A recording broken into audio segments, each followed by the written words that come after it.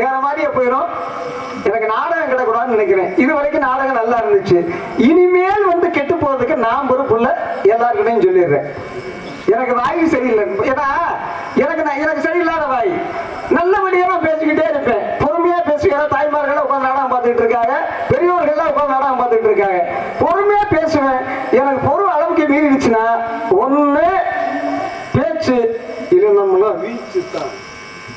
ஏன்டா பின்னாடி திருப்புற? ஒண்ணு பேசி முடிச்சுட்டு வழிய விடுங்க. தானும் போகாம அடுத்தவனையும் போக விடாம ஒரே இடத்துல நின்று இருக்க கூடாது. எனக்கு பிடிக்காது. நீங்க புரியுதுங்களா? பேசும்போது அதுதான் அறிவாளிக்கும் முட்டாளுக்கும் இருக்கக்கூடிய வித்தியாசம். எப்போதுமே அறிவாளி பேச விட்டு என்ன பேசுறாங்கன்னு சிந்திச்சு பேசக்கூடிய அறிவாளி. இந்த முட்டாள் என்ன பண்ணுவான் அப்படின்னா அவனுக்கும் பேச தெரியாம அவன் என்ன பேசுறான்னு அவனுக்கே புரியாம பேசிக்கிட்டு இருப்பான். அந்த மாதிரி இருக்கக்கூடாது. நீங்க நல்லா படிச்ச நாரதர் அப்படின்னு நான் நினைக்கிறேன். பேசக்கூடிய இடத்துல என்ன இல்லைன்னு மூணு இல்லைன்னு என்ன சொன்னேன்? பெண்ணாசை, பொன்னாசை, மண்ணாசை, மூணு ஆசையுமே இல்லாத ஒரு ஆளு பெண்ணுடைய அருகில முதல்ல வரலாமா?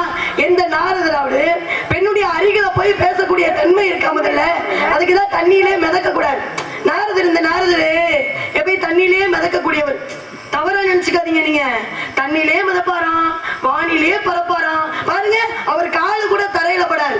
காலே தரையில படாத ஆளுக்கு எப்படி பேச்சு சரியா வரும்? நாரதர் எப்ப தண்ணியில வாழ்ந்தாரு? நான் கேட்கறது மட்டும் பதில். இதுக்கு நீ பதில் சொல்றேன்னா நான் உண்மையான வெளியில ஒத்துக்கிறேன். நாரதர் எப்ப தண்ணியில மிதந்தாரு? கேட்டதுக்கு மட்டும் பதில். நான் பேசாம உட்கார்ந்துக்கிறேன். ஐயா உட்கார்ந்துக்கிறேன், உள்ள போய் கூட உட்கார்ந்துக்கிறேன். பதிலே சொல்லட்டும், நான் வரேன். நாரதர் எப்ப தண்ணியில வந்தாரு? நான் இப்படி நிக்கிறேன். சரிதானே?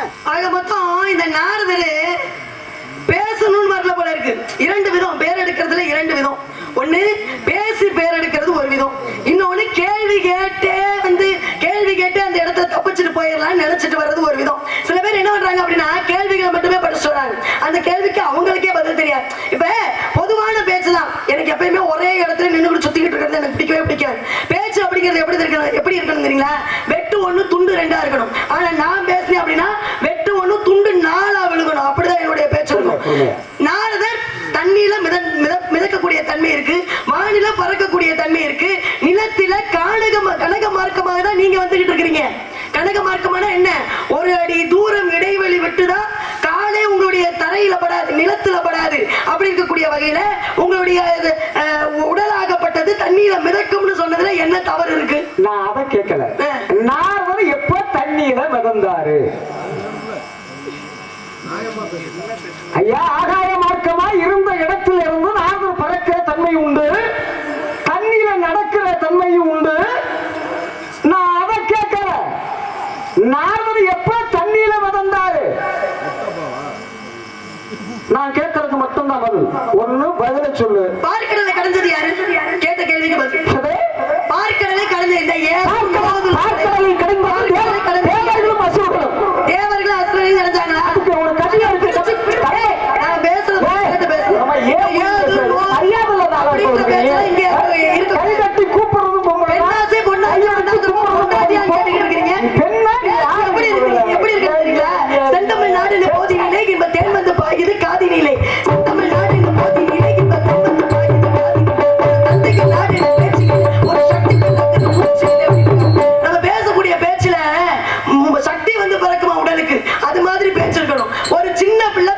பொன்னாசை மண்ணாசை மூணு ஆசையுமே இல்லைங்கிற.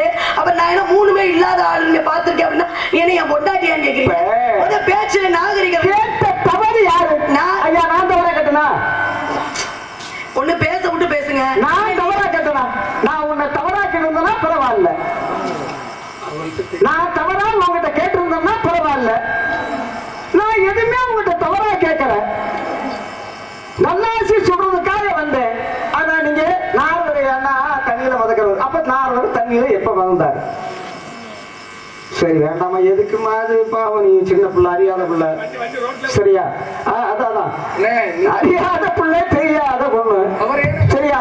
சிறு பிள்ளை, இளங்கன்று பயமறியாதுன்னு சொல்லுவாங்க. நான் பெரிய மனுஷன், நான் தானே பொறுத்து போகணும். நீ பேசாமதியா? அவர் சொல்லிட்டு இருக்காருன்னா அவரை முடியா? நீ ஏமா கோபப்படுற? சிரிச்சுக்கிட்டே பேசு. இவட நேரம் கை தட்டுங்க, கை தட்டுங்க, கை தட்டுங்க, கை தட்டுங்கன்னு எல்லாத்தையும் கேட்டு விரும்பல. சிரிச்சுக்கிட்டே தானே பேசுனேன். இப்ப ஏன் கோபமா பேசுற? ஏன், என்ன காரணம்? நாரதர் எங்க தண்ணியில மிதந்தாரு? யாரால மிதந்தாரு? தண்ணியில மிதந்தாரா இல்லையா? அதுக்கு நான் விளக்கத்தை சொல்றேன். ஏன் அப்படின்னா, ராம அவதாரத்திலே ராமனுக்கு உதவி பண்ணியது ஆஞ்சநேய பெருமாள். யாரு? ஆஞ்சநேய பெருமாள். ஆஞ்சநேய பெருமாள் என்ன பண்ணாரு? வயசான காலத்துல ராம அவதாரமா முடிச்சுட்டு அவர் கிருஷ்ண அவதாரம் எடுக்கிறாரு. யாரு? கிருஷ்ண பரமாத்மா. அது இந்த கிருஷ்ண அவதாரத்திலே வந்து அப்ப என்ன அப்படின்னா, தவை எப்படி பண்றாங்க? ஆஞ்சநேய பெருமாள் உன்னை திரும்ப வந்து ராமனாக நான் பார்க்க வேண்டும் அப்படின்னு சொல்லி ஆஞ்சநேய பெருமாள் ராமனை வேண்டுகின்றார்.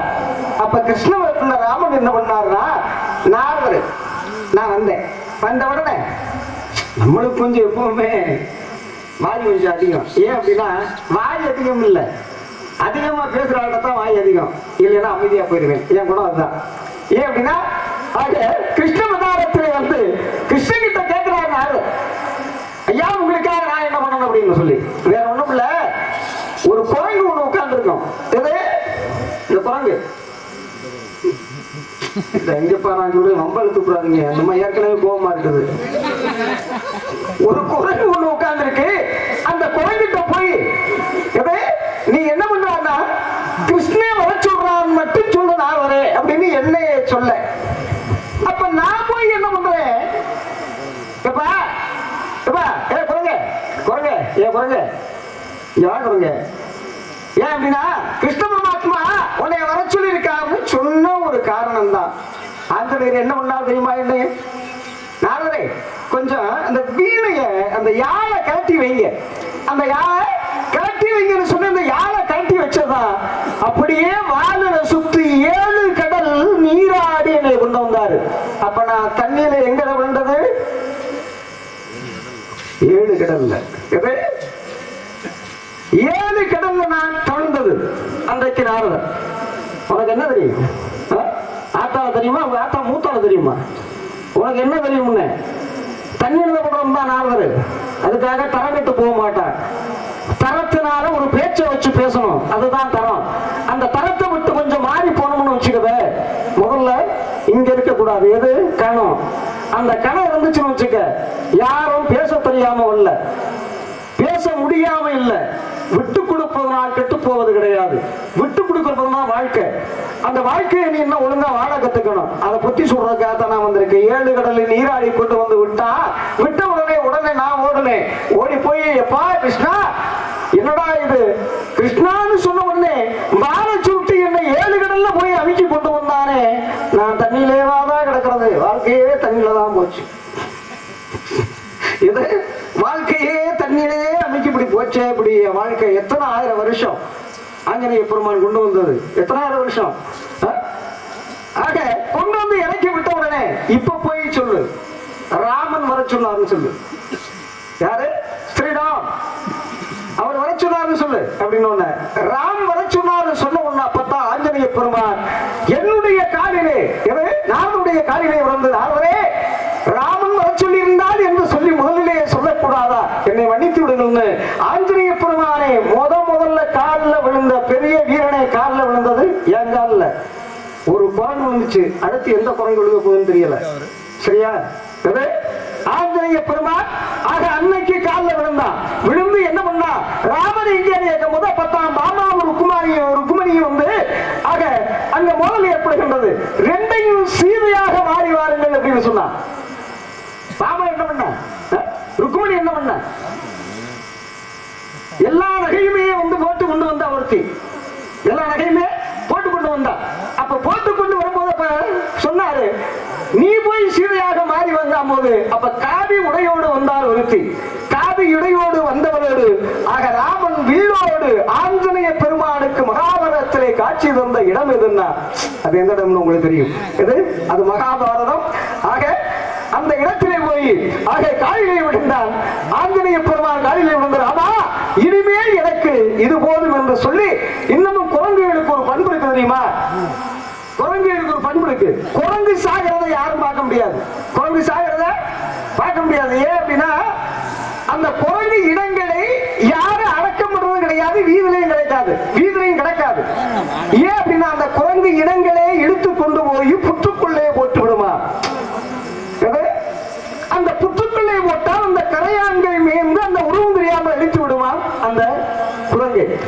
இது ஆஞ்சநேய பெருமான் ராமனிடம் வாங்கின லாபம்.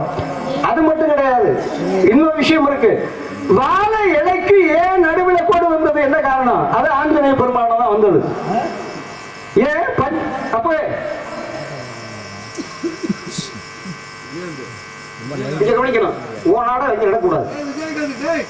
விஜயகாந்தா, நம்ம விஜயகாந்தனா? விஜயகாந்தா இங்க திரும்புங்க. ஏன் அப்படின்னா வாழை இலையை போட்டு காரணம் என்ன? ஆக பஞ்சபடி இடத்துல சபரி மூலாக்கி அமுது விளைக்கிறார். அமுது விளைக்கும் போது வாழை இலைக்கு கோடு கிடையாது, இலையை அறுத்து ஆக ராமனுக்கும் லட்சுமணனுக்கு அமுது. அமுது என்றால் சாப்பாடுன்னு பொருள். அமுது என்றால் தமிழுக்கும் ஒரு பெயர் உண்டு. தமிழுக்கும் அமுது என்று பெயர். அது கொஞ்சம் பிடிங்க நல்லா, எங்க மாமன் நல்லா பிடிப்பாரு. தமிழுக்கும் அமுது என்று பெயர், அந்த தமிழ் இந்த தமிழங்கள் உயிருக்கு உயிருக்கு தமிழுக்கும் மதுவென்று பேர், அந்த தமிழ் தமிழங்கள் உயிருக்கு. இது பாடினது யாரு? பாரதிதாசன். பாரதி பாடினது வேற, இது பாரதிதாசன் பாடினது. ஆக காரணம் அப்படின்னு கேட்டீங்கன்னா, அப்ப அமுது வடிக்கும் பொழுது அந்த இடத்துல என்ன பண்றாரு அப்படின்னா, சீதையை ராவணேஸ்வரை அபகரிச்சுட்டு போயிடுறான். சீதையை ராவணேஸ்வரை அபகரிச்சுட்டு போயிடுறான். அபகரிச்சு போன காரணம் என்ன? இது மாயமான். இது என்னமா? மாயமான். இந்த மான் எங்கள் சொந்த மான், பக்கம் வந்துதான் சிந்து பாடும், சிந்தைக்குள்ளாடும் ஜீவனே சந்திக்க வேண்டும் தேவியே என் உயிரே. மாயமான். அந்த மாயமானை பார்க்கின்றாள் சீதை. ஆக யாரு அந்த இடத்துல? யாரு அந்த இடத்துல? யாரு வந்து குடிசை அமைச்சு கொடுக்குறாருன்னா அகத்திய முடிவை அமைச்சு கொடுக்குறார். அகத்திய முடிவை அமைச்சு கொடுத்து 3 பேரும் தங்குங்கன்னு சொன்ன இடத்துலதான் சீதையை தூக்குற. அந்த இடத்துக்கு பேரு பஞ்சவடி. அந்த இடத்துக்கு பேர் என்ன? பஞ்சவடி. ஆக அந்த பஞ்சவடிங்கிற இடத்துல ராவணேஸ்வரர் வகிச்சுட்டு போற யாரால? மாரீசன் என்ற ஒரு மானால. அப்ப மாரீசன் யாரு அப்படின்னா, ஏற்கனவே ராமன் கையாலே அடிபட்டவன். சீதையை திருமணம் முடியறதுக்கு முன்னாடி ஒரு யாகம் நடந்தது. விஸ்வாமித்திர ஊட்டி வரும்போது ஆக மாரீசனையும் சுபாகையை அடிக்கும் போது அம்பனாலே ஆக மாரீசன் போய் விழுந்துறான். சுபாக இடத்துல செத்துறான். ஆக மாரீசன் மாயமாக மறைந்து மயில் ராவணன் கோட்டையில போய் இருக்கான். எங்க ராவணனை முதல்ல எத்தனை ராவணே? ஐராவணை உண்டு, மயில் ராவணை உண்டு, ராவணை உண்டு. மயில் ராவணனுக்கு ராவணனுக்கு என்ன வித்தியாசம்? எங்க உண்டு? யார் வேணாலும் நீங்க பேசுவோம், நீ பேசுறதுக்கு தான் வேலை, சரியா? ஆக அது போல ஆக ராவணனை அந்த ஏன் என்ன எப்பதான் பேசி முடிப்பீங்க? பொறுமையா இருமா, அதுக்கப்புறம் நீ பேசு. அதுக்கப்புறம் நான் ஊடால வந்தேன்னா பேசு. பஞ்சவடிங்கிற இடத்துல போன உடனே ஆஞ்சநேய பெருமான் என்ன பண்றாரு? சீதையை தீட்டு போகணும், குரங்கிடத்தை நேருகின்றாரு. அப்ப ஆஞ்சநேய பெருமான், ஐயா நான் சீதையை போய் கூட்டி வரேன் அப்படின்னு சொன்ன உடனே போயிட்டு வாப்பானார். அவர் எந்த திசை போனது? ஆஞ்சநேய பெருமான் எந்த திசையை நோக்கி போனாரு? எந்த திசையை போகணும்? இப்ப வடக்கு திசைன்னு சொல்றோம், தெற்கு திசைன்னு சொல்றோம், கிழக்கு திசைன்னு சொல்றோம், மேற்கு திசைன்னு சொல்றோம். கொஞ்சம் அவசரப்படக்கூடாது. 14 காரியம் சிவராது. கொஞ்சம் அப்ப நான் இப்ப பேசியிருந்தேன்னா நீங்க பேசும்போது சரி இந்த சொறி வேணா பின்னாடி திரும்பி அடிக்குது, இதெல்லாம் சொல்லக்கூடாது, சரியா? கொஞ்சம் பொறுமையா இருங்க. ஏன் என்ன காரணம் அப்படின்னா, ஆக எந்த திசை அப்படின்னு ஆஞ்சநேய பெருமான் போறது எந்த திசை? அப்ப போறா தட்சிணா திசை. அந்த தட்சிணா திசையிலே ஆஞ்சநேய பெருமான் போகும்போது அப்ப சபரி மூதாட்டி அமுது படைக்கின்றாள். அமுது படைக்கும் பொழுது அப்பதான் அண்ணன் மறந்து விட்டார். தம்பி சொல்லுகின்றார், அண்ணா ஒரு குரங்கு இடமாக இருந்தாலும் கூட, ஒரு குரங்கு 5 அறிவு படைத்த ஒரு குரங்கு இடம் இருந்தாலும் கூட, இப்ப நாய் 5 அறிவு உள்ள நாய் கூட நன்றி நினைக்குது. ஆனா அன்னைக்கு மனுஷனா பிறந்த நன்றியே நினைக்கிறது கிடையாது. பொறாம போட்டி, எப்பா இந்த உலகமே பொய்யான உலகம்ப்பா, இவ்வளவு பொறாமையா? இதெல்லாம் இருக்கலாம முதல்ல, மனிதனுடைய மனசுல இருக்கலாம முதல்ல, அது இருக்கவே கூடாது. ஆக ஏன் அப்படின்னா ஒரு குழந்தை நமக்கு அந்த சிறு விஷயத்தை வைக்க கொண்டிருக்கின்றது, அவனுக்காக ஒரு பகுதியை ஒதுக்கணும் சொல்லும் போது அப்பத்தான் ராமர் சொன்னாரு, இருப்பா நான் ஏற்கனவே நினைச்சிருக்கேன்டா, எது ஆஞ்சநேய பெருமாளை நான் நினைச்சிருக்கேன் அப்படின்னு சுண்டு விரைவினால அப்படியே இலையில நடுவில் ஒரு கோடு போட்டார். இது ஆஞ்சநேயனுக்கு, இது எனக்கு அப்படின்னு. அதனாலதான் இன்னைக்கும் இடையில வடை வடை இந்த கூட்டு பொரியல் எல்லாமே அங்கிட்டு வைக்கிறது, சாப்பாடை மட்டும் இங்கிட்டு வைக்கிறது. இது ஒரு கணக்கு உண்டு, இதுல பெரிய ஒரு கணக்கே உண்டு. அதனால ராமனே ஒதுக்கப்பட்டதுனாலே அந்த இடத்திலே இலையிலே, ஆக ராமனே ஒதுக்கப்பட்டதுனாலே நடு இலையிலே ராமன் போட்டான் கோடு. அதுக்கு மட்டுமா போட்டான், இன்னொன்னுக்கு போட்டிருக்காங்க ஒரு சின்ன உயிரினத்துக்கு, அதுக்கு 3 கோடு போட்டான். எங்க போட்டான், காரணம் என்ன, எங்க போட்டான், ராமேஸ்வரத்திலே இந்த 3 கோடு அது காரணம் இருக்கு. இது எல்லாத்தையும் நானே சொல்லிட்டேன்னா அப்புறம் எப்படி பாடிக்கோ. ஆமா, ஏன் அப்படின்னா இது எத்தனை விஷயங்கள் இருக்குங்க. ஆனா உங்ககிட்ட கேட்க விவரம் வந்தவண்ண நீங்க பல்லாண்டு வாழணும், சிறப்பாண்டு வாழணும், எல்லாமே சிறப்பு பெற்று எல்லா நலத்தையும் பெற்று வாழணும் அப்படிங்கிறதுக்காக உங்ககிட்ட நான் என்ன விவரம் கேட்க போறீங்களா,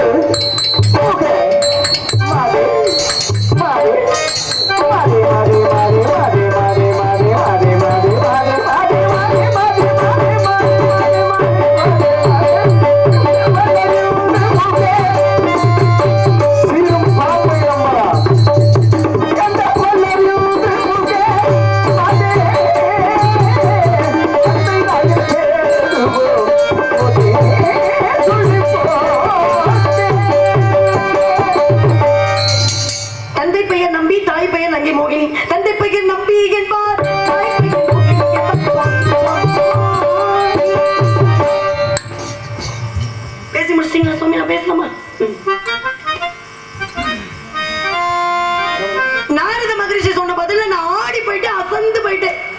நாரதர் தண்ணியிலே மிதப்பாரு அப்படின்னு சொன்னதுக்கு ஒரு கதையை சொன்னாரு பாருங்க, கதையை சொல்லல, ஒரு கதை விட்டாரு பாருங்க, ஆடி போயிட்டு அசந்து போயிட்டேன். இந்த நாரதருக்கு அன்பளிப்பு கொடுத்த மக்கள் எங்க இருக்கிறீங்க, இங்க வந்து முன்னாடி உட்காருங்க, வாங்க, உங்க முகத்தை நான் பார்க்கணும். நாரதருக்கு அன்பளிப்பு கொடுத்தவங்க எங்க இருக்கிறீங்க, இங்கதான் இருக்கீங்களா? நிச்சயமா நீங்க தான் நல்லா கேட்கணும். என்ன காரணம் கேளுங்களேன். இந்த கதையினுடைய சாராம்சமே என்ன அப்படின்னு கேட்டீங்கன்னா, வள்ளி நாயகி 12 வயது முடிஞ்சு 13 ஆரம்பமாகுது. 13 வயசு, படிப்பறிவு கிடையாது, காட்டுக்குள்ள வசிக்கிற பெண்ணு, எதிர்கால நிகழ்காலம் வருங்க எதுவுமே தெரியாது, சின்ன பிள்ளை, மழைக்கு கூட பள்ளிக்கூடம் ஒதுங்காத பிள்ளை தான் வள்ளி. ஆனா நாரத மகரிஷி அப்படி கிடையாது, 18 புராணங்களையும் கற்று தேர்ந்தவர். ஆனா ஒரு புராணத்துல இல்ல, அது என்ன புராணம் அவர் சொல்றாரான்றதை பார்ப்போம். இது ஒரு புள்ளி. இன்னொரு விஷயம், எதிர்காலம் நிகழ்காலம் வருங்காலம் என்று முக்காலத்தையும் உணரக்கூடிய தன்மை நாரத மகரிஷிக்கு இருக்கு. அஷ்டமா சித்து, அஷ்டமா சித்துன்னா என்னன்னு கூட தெரியல வந்திருக்கிற நாரதருக்கு. தண்ணியிலே மிதக்கக்கூடிய தன்மைனா முதல்ல என்ன, பேச விட்டு பேசணும், அதுதான் நல்ல இங்கீதம், படிச்சவங்களுக்கு அழகு அதுதான். இந்த ஒரு வடிவேலு நகைச்சுவையை பார்த்திருப்பீங்க, ஒரு சுறா படத்துல ஒரு வடிவேலு நகைச்சுவையை பார்த்திருப்பீங்க. படகு போட்டிக்கு போவார் அவரு, போட்டி ஆரம்பிக்கும் போது போறதுக்கு பதிலா எல்லாம் முடிஞ்சு வீட்டுக்கு போனதுக்கு அப்புறம் போவார்.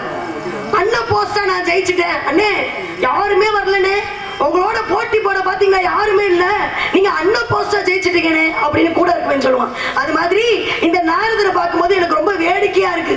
பேசவே விடாம ஒரு அரை மணி நேரத்துக்கு பக்கம் நம்மளே பேசி நேரத்தை இழுத்துருவோம்.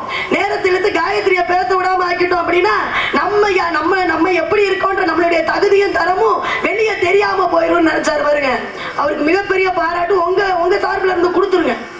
அஷ்டமா சித்துனா முதல்ல என்ன? அனிமா, மகிமா, கரிமா, இலகிமா, பிராத்தி, பிராக்கமை, நீச்சத்துவம், வசித்துவம் என்று சொல்லப்படக்கூடிய அஷ்டமா சித்துக்களும் கற்று தேர்ந்தவர். அதுல மகிமா என்று சொல்லக்கூடியவர் அவர் நினைச்ச நேரத்துல தண்ணீர நடக்கலாம், தண்ணீர மிதக்கலாம், தண்ணிக்குள்ள மூழ்கலாம், தண்ணிய ஒரு கடல் தண்ணியவே எடுத்து அப்படியே குடிச்சுக்கலாம். அதனுடைய தன்மை மகிமா என்று சொல்லக்கூடிய தன்மை. இது கூட தெரியல வந்திருக்கக்கூடிய நாரதருக்கு அப்படின்னு நினைக்கும் போது ரொம்ப அசிங்கமா இருக்கு. இன்னொரு விஷயம், தண்ணியில மிதந்தாருன்னு சொல்றதுக்கு இன்னொரு கருத்து நான் சொல்லுவேன். பார்க்கடலை கடைந்தது யாரு?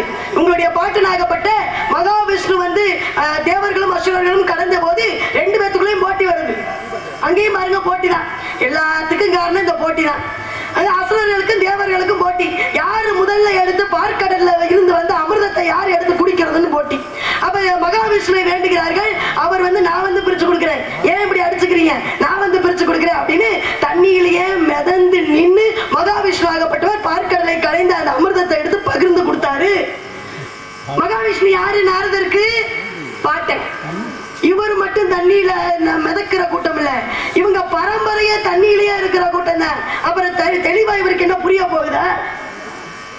இந்த ஒரு பழமொழி சொல்லுவாங்க, கூரை ஏறி கோழி பிடிக்க தெரியாதவன் வானை ஏறி வைகுண்டத்துக்கு போக ஆசைப்பட்டானா. சொல்ற பழமொழி புரியுதானே? கூரை ஏறி கோழியா பிடிக்க தெரியாதவனுக்கு ஆனா வானை ஏறி வைகுண்டம் போலன்னு ஆசைப்படுறான். முடியுமா? கால் இல்லாதவன் கம்மாய தாண்டன்னு நினைக்கிறது மிகப்பெரிய தவறு. இவன் கடலை தாண்டன்னு நினைக்கிறானே, முடியுமா? முயற்சி செய்யலாம், ஆனா முடியும்ன்ற எண்ணத்தை அடியோட அழிச்சிடணும். ராதாகிருஷ்ணா அடியோட அழிச்சிடணும். புரியுதா? ராதாகிருஷ்ணனால ஒரு பெண்ணை வெற்றி பெற முடிஞ்சுதா?